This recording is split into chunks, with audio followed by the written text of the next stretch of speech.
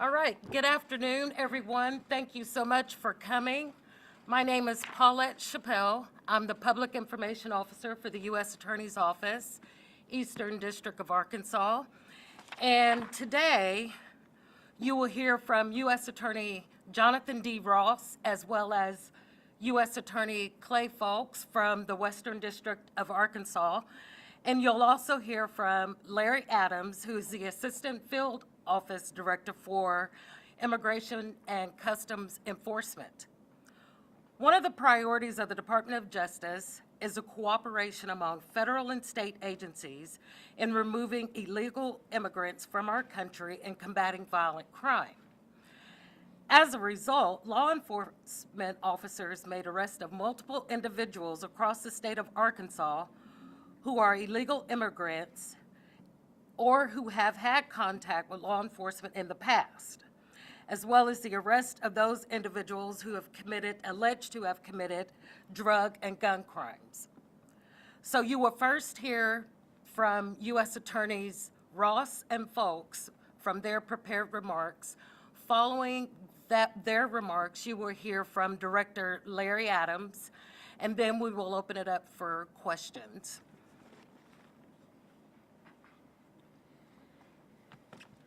Good afternoon. I'm Jonathan Ross, U.S. Attorney for the Eastern District of Arkansas. Today we are announcing the results of Operation Enforce and Remove, an operation over the past 3 weeks, which is the largest collaborative law enforcement effort to enforce immigration laws in Arkansas history. A statewide operation that resulted in the arrest of 219 illegal aliens who unlawfully entered the United States, as well as an additional 253 individuals charged with various crimes to include sexual assault against a minor, aggravated assault, drug distribution, and various firearm offenses. Also, the seizure of nearly 15,000 pounds of illegal drugs worth millions of dollars to include fentanyl pills, fentanyl powder, methamphetamine, cocaine, marijuana, and 43 guns. This arrest operation involved every federal law enforcement agency operating in Arkansas, as well as the Arkansas State Police and the state's 19 state drug task force offices. These 219 aliens who had illegally entered the United States are from the following 23 countries: India, Laos, Vietnam, Mauritania, Serbia, Jordan, Lebanon, Egypt, Nigeria, Belize, Venezuela, Colombia, Peru, Bolivia, Chile, Nicaragua, El Salvador, Honduras, Guatemala, the Dominican Republic, Cuba, Mexico, and the Marshall Islands. On January 21st, the Department of Justice issued a memo to all department components to include all 94 U.S. Attorney's offices, the DEA, the FBI, ATF, and the U.S. Marshals, instructing each agency to partner with the U.S. Immigration and Customs Enforcement to focus our resources and attention to immigration-related investigations and prosecutions at the federal, state, and local level. The memo outlined policy changes in response to the President's Day 1 executive orders and provided guidance critical to the department's mission to combat 3 of the most serious threats facing the American people. First, cartels and other transnational criminal organizations, which have created unsafe borders and huge flows of illegal immigration in violation of United States law. Second, brutal and intolerable violent crime by members of these organizations and illegal aliens. And third, the fentanyl crisis and opioid epidemic that are poisoning our communities and have inflicted an unprecedented toll of addiction, suffering, and death.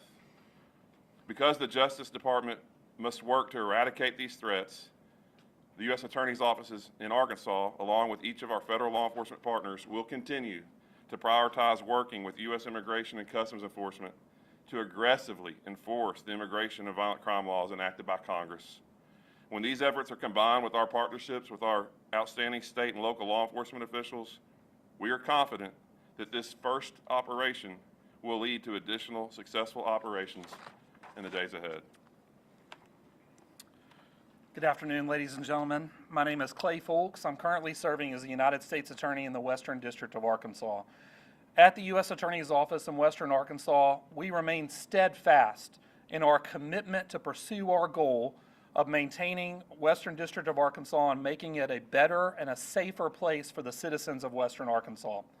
As a result of that, I'm proud to stand here today with our federal, state, and local law enforcement partners to make this announcement about a renewed focus and a renewed intensity in pursuing illegal immigration offenses throughout the state of Arkansas and also in the Western District of Arkansas, which happens to be a direct reflection of our goal of trying to make Western Arkansas a better and a safer place for our citizens.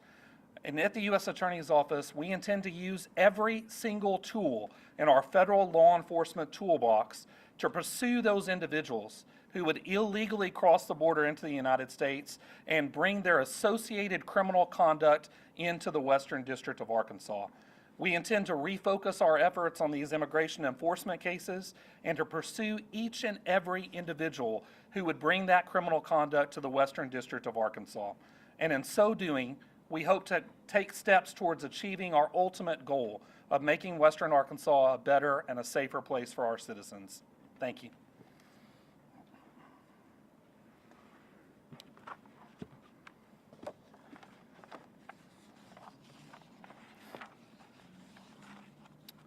Good afternoon.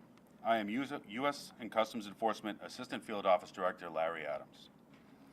I would first like to thank the United States Attorneys, Jonathan Ross and Clay Folks, their immeasurable support to our ICE team, as we would not be successful without you all.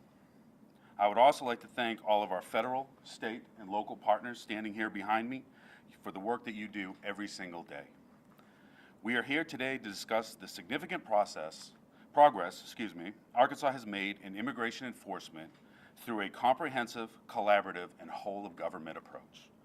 On January 22nd, the Acting Secretary of Homeland Security signed into effect a memo granting the Department of Justice and law enforcement agencies within the Department of Justice the authority to investigate, locate, and apprehend aliens using Title 8, Chapter 12 of the U.S. Code.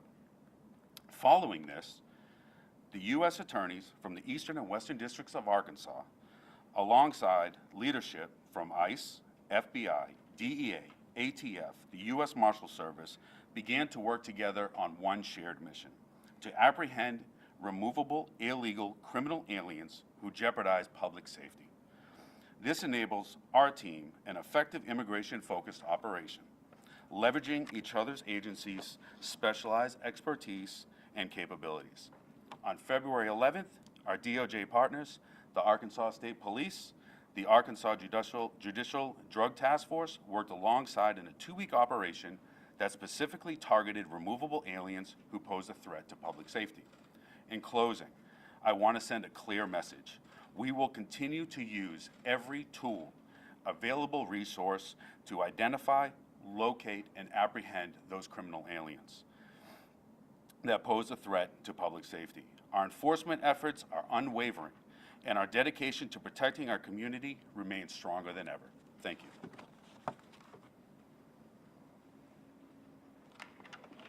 Thank you, U.S. Attorney Ross, U.S. Attorney Folks, and Director Adams. At this time, we'll open up the floor for questions. I need to get a little bit of clarification. Said there were 219 illegal aliens arrested, and then you mentioned 253 people charged with crimes. Are those people who are here legally? I'm not sure what Sure. my number is. So the 253 is a separate group of individuals who are here lawfully who've also been arrested for crimes.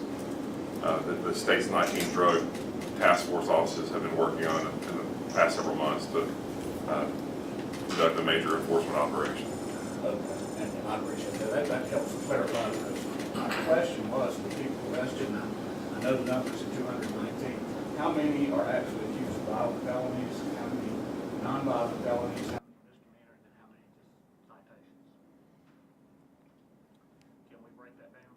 Specifically, I don't have that. If you'd like to formally request those numbers, How long I'll be will able it to take give you to that. I can reach out to our public affairs office and we should be able to provide you those numbers.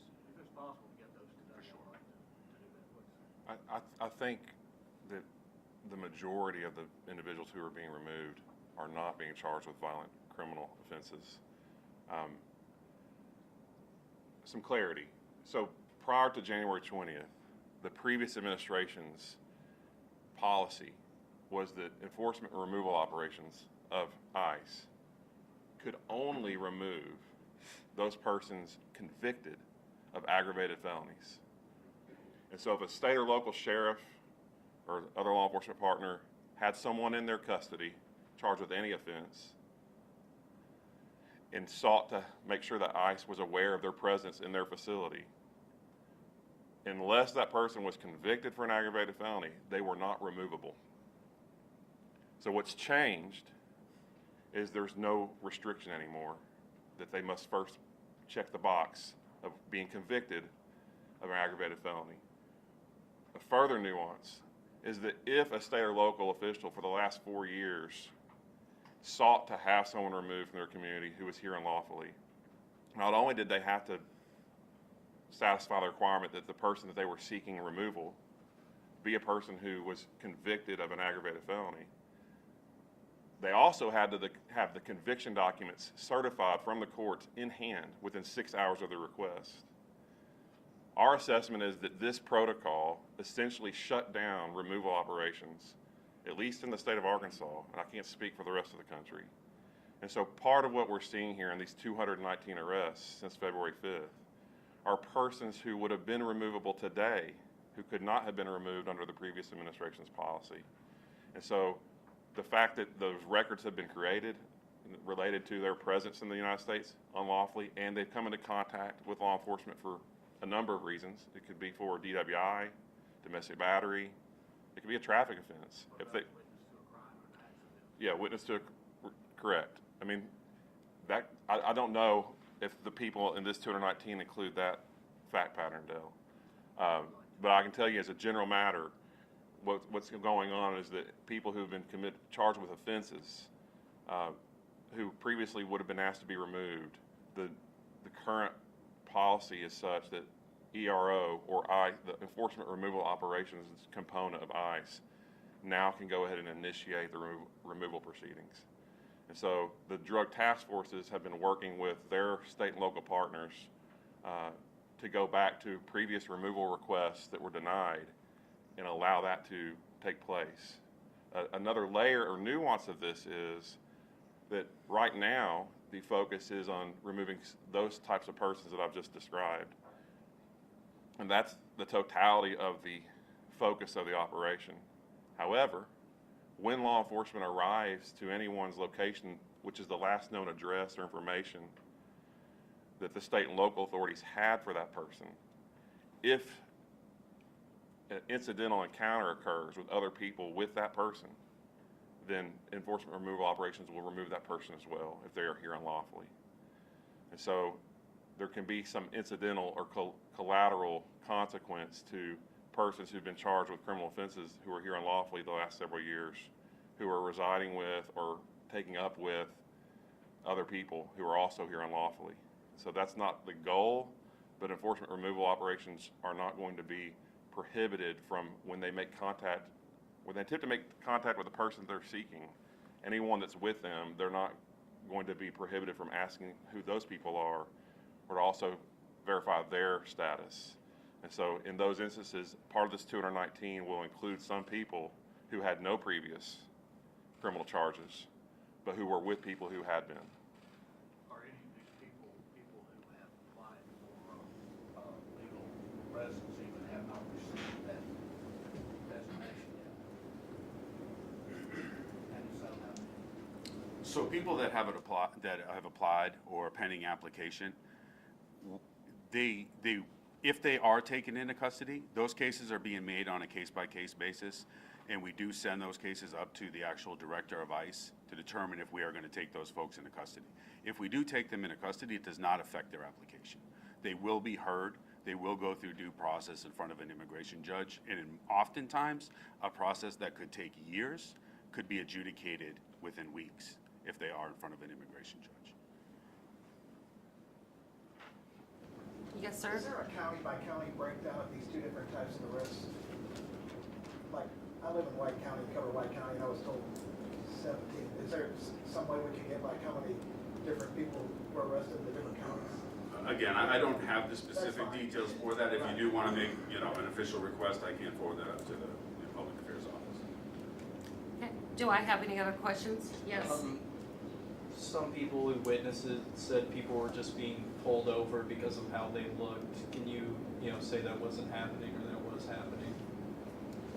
I can clarify that incident. That was a routine traffic stop for a violation, and he refused to stop for law enforcement. He fled and then resisted arrest Okay, so during the traffic stop. It was a traffic violation.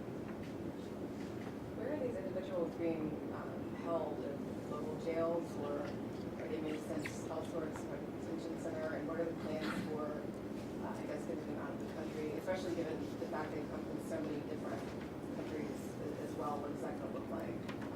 For sure. So we do have detention facilities. The majority of the nation's detention, I think close to 30%, are held in central Louisiana. In there, they do have access, obviously, to law.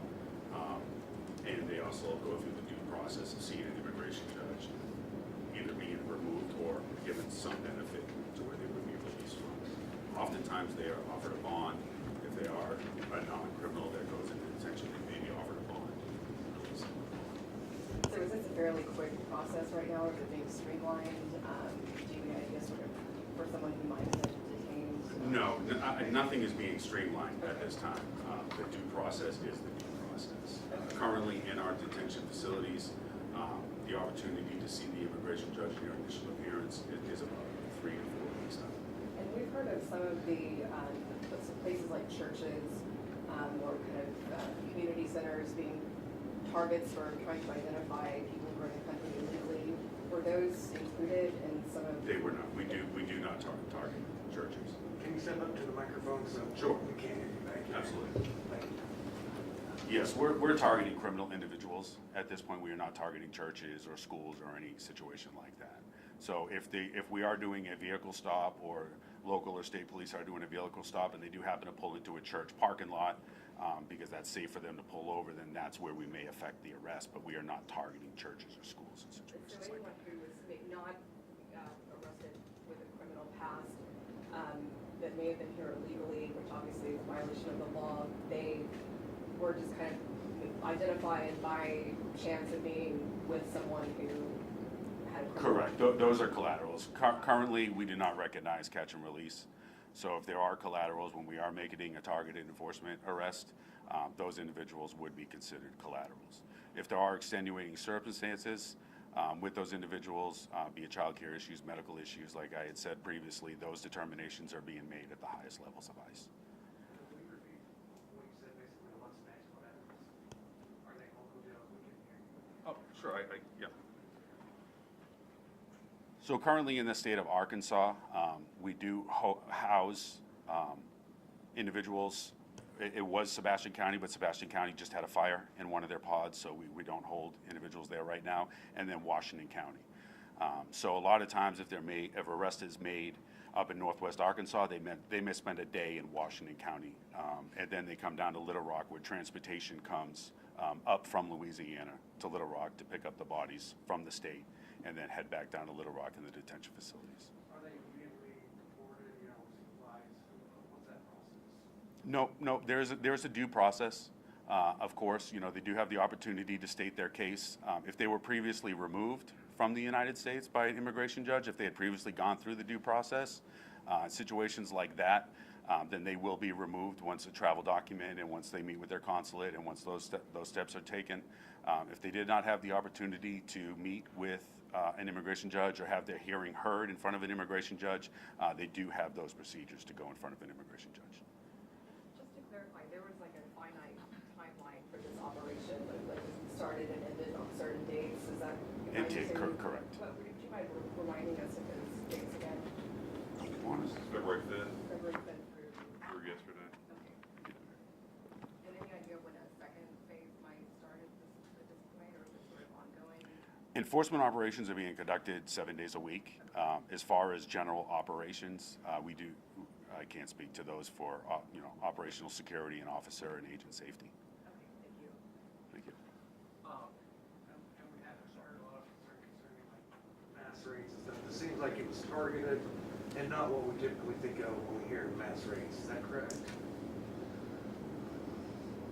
Correct. The individuals that were part of this operation were targeted individuals. They had come in contact previously with law enforcement within the last 3 years, and for one reason or another, they were not removed at that time, or they were not eligible to be removed at that time.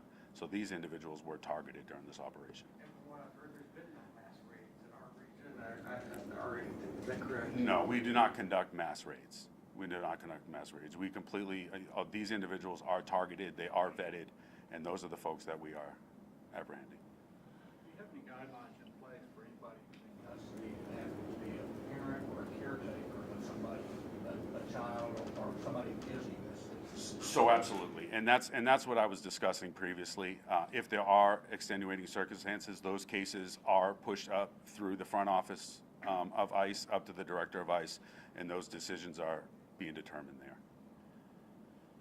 And, I mean, what kind of guidelines, though, are they considering if you're about to deport somebody's parent or caretaker? It's really a case-by-case basis. We do aggravating factors, mitigating factors. We provide all the information up to the front office, and then they make the ultimate decision from there. So it's hard to give you a general, explanation on how that works. What we do is we write what's called an executive summary for those individuals, and then we push that up to the front office, and those decisions are really made from there. What's the worst of the worst? Are we talking case of murder? Do we have a range? We had sexual assault against a minor. What's the age range of those For those that's been arrested? those, for the individuals that were arrested? Yeah, what's the age range? Are they under 18, over? Well, we did not arrest any juveniles. So it's- During this operation, we have not arrested any juveniles.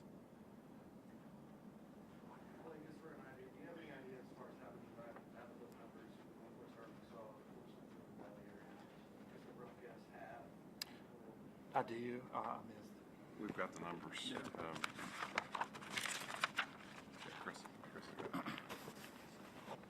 Yeah, this will be issued in the press release that'll come out after our press conference, but so far, 57 were processed through the Fayetteville office, 23 through the Fort Smith office, and 17 through the Texarkana office. So that kind of makes up western Arkansas there. Not bad, I'm trying to think about what percent. We'll get you a copy of this. Okay. Are there any more questions? Yes, ma'am. There's some confusion on, people from the Marshall Islands of legal status in this country, and that's on the list of an individual, more than one, who may have been arrested. Do you all have any clarity? I know it might be a very specific case, and you may not, but I'm just curious if you know any more details. I can speak in general terms, but I don't know if you have more specific. So typically, people from the Marshall Islands benefit from the Compact of Free Association that's been signed between the United States government and the Republic of the Marshall Islands, which allows them free travel to and from the United States without the requirement of going through a visa application process. That doesn't necessarily mean that someone can't be deported or removed back to the Marshall Islands if they meet certain qualifications, serious criminal offenses and things like that, and you may have more for that. Okay, so, Thank you. all right. So a traffic ticket wouldn't necessarily get someone from the Marshall Islands. Correct. I was to say, joined with Clay and I and Larry are the special agents in charge of the FBI, the ATF, the DEA, our U.S. Marshal here in the Eastern District of Arkansas, Corey Harris, as well as Colonel Hager from Arkansas State Police, and Johnny Sal representing the drug task forces. I just want to point out that as far as the federal partners, we had a meeting in Little Rock on February 4th at the FBI to discuss this Deputy Attorney General memorandum that I referenced in my opening remarks.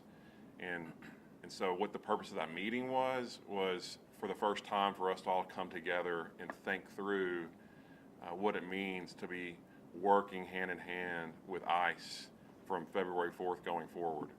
And so this is the first instance or example of that work. And I would just suggest that there's going to be additional work that comes from this collaboration. I've never seen in my 12-year history with the department all federal law enforcement agencies working together towards one end. And so that's interesting, to say the least, and it has produced immediate productive results, and I look forward to seeing what additional results that this partnership produces as the FBI, DEA, and ATF, who have plenty of other responsibilities, are also now prioritizing their work with Immigration and Customs Enforcement. Are there any other questions? My last question, I probably hit on it, I was gonna say, what's next? How many more are you looking for? Do we have anything like that? We're still, what's next after 200 something plus, or we're looking for another? What's next? I would just say there's no end in sight. I mean, there's plenty of work to do. We will continue working with our state and local sheriffs and chiefs of police to, where possible, if there's someone who's committing criminal activity in their communities, to go ahead and engage with ICE and seek their removal. And so there's no limit to that. There's no certain number, like, hey, we're still looking for 200 more than we have. No. I would suggest the number is far more than another 200. But there is no cap. There is no limit. There was the mention of like sexual assault against a minor. Is that the most serious crime because like those sort of aggravated felonies convictions were? Let me clarify something. The reference to that charge was not related to any of the illegal immigrants. That was a description of additional arrests made, those 253 arrests made by drug task forces. I have a better list than that statute, and I'm just not finding my remarks. Give me just a second.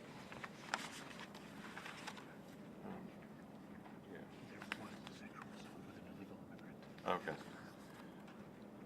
So the crimes that these individuals, my understanding was that the 253 individuals arrested by the drug task forces included offenses such as battery, aggravated assault, robbery, drug possession and distribution, domestic violence, sexual assault, illegal firearm possession, running an illegal casino, forgery, hit and run, indecent exposure, and sexual assault against a minor. Those are the charges for which the illegal immigrants had previously been charged with. So that's that 219 number. Sorry for the confusion. Hold on. You said before you started that was 253 number. So Chris is helping me clarify. The 219 illegal immigrants, when we referenced earlier charges for which they had been previously been charged, that list of offenses included the list of offenses for those 219. And I'll just clarify a little bit how that happens in a lot of cases is if someone is a foreign they're a fugitive from immigration, they were issued a warrant of removal in the past, and we haven't been able to catch up to them until recently, and then those may be charges that they've gotten in another area or another part of the country that necessarily they were released from the jails or whatever, and now they're in Arkansas, and we were able to apprehend them. There's a second example of countries that do not issue travel documents, or folks that are not, being deported back to their country for one reason or another, and maybe now that country is issuing travel documents. So that person may have been what's on an order of supervision, and where they've been reporting to the office once a year or so, but we just haven't been able to get a travel document for them back to their country. Now they're issuing travel documents, and so we were able to take those into custody. Before everybody starts to spread out, you said if the information that I was going to kind of drill down into some of this, if I make a formal request. How do I do that? ICE Public Affairs. I can give you the email address, and it would be ICE Public Affairs. Dale, I'll be able to help you out. Just email me. Okay, appreciate it. One other question, how, you guys are working, this is the first time that you all worked this well together. I mean, maybe it's not well, that may be a term, but what about the local authorities? How does that change with the local authorities? Talking about the sheriff or the city police, does that change their perspective at all? So currently, I will say that the local authorities have not been designated 287G authority. So they do support us as far as police work, but necessarily immigration work, they have not been granted that authority. Obviously, the governor makes those decisions. If she would like to have a conversation to where we could meet and discuss how that would look, if the state police or locals would do that, I would certainly entertain her phone call anytime she decided to call. So if they do, if there's a suspect, they can contact you, can they hold them now? Because wasn't there a point where they were not allowed to do that? Correct, they're not holding them for immigration matters. No, so that it Yeah, would be, they will not hold them for immigration matters. If they're gonna charge them on a state or local crime, then they will have to be booked into their facility. okay, and that at they, that point, it could. then it triggers to Oh, okay, us, it's correct. triggered. Yeah, Okay. yeah, Makes then it sense. triggers to Thank you us. for clarification. No, for sure. Do I have any more questions? One final, I mean, there's certainly a lot of fear in immigrant communities in Arkansas, hearing stories of people who even are citizens, like not showing up to work. Is there any way to kind of allay fears for people who are just not sure how this is working and that they might, something might happen to them or a relative? I'll just speak briefly to that. I mean, I don't think there is.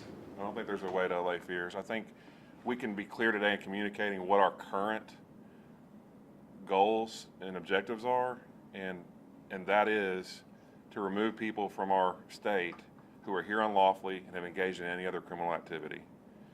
And so if you haven't been charged with a crime the last several years by a state and local law enforcement agency or federal agency, you're probably not somebody that this group of people are working together to find. However, even if you haven't been charged with any offenses, if you are residing with someone who does fit that first category, I mean, when they show up looking for that person, if you're there with them and you're here unlawfully, you will become, as they described, a collateral. And so, I guess maybe don't reside with people who have had previous criminal activity, if that's an option for you, and if it's not, I mean, there's no way to allay those fears. Do I have any other questions? Well, thank you all for coming. This concludes our press conference for today. There are documents on the table for you. You can take one, and there's also a press release that Chris had passed out. Make sure you get one. And I'll also be sending that through email this afternoon. And thank you again for coming, and your visitor badges, you can just take them off and put them there at the end of the table. Thank you.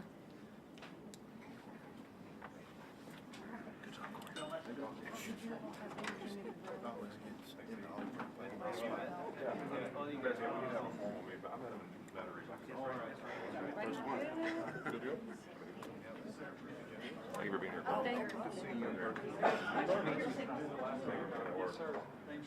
Thank you all for coming.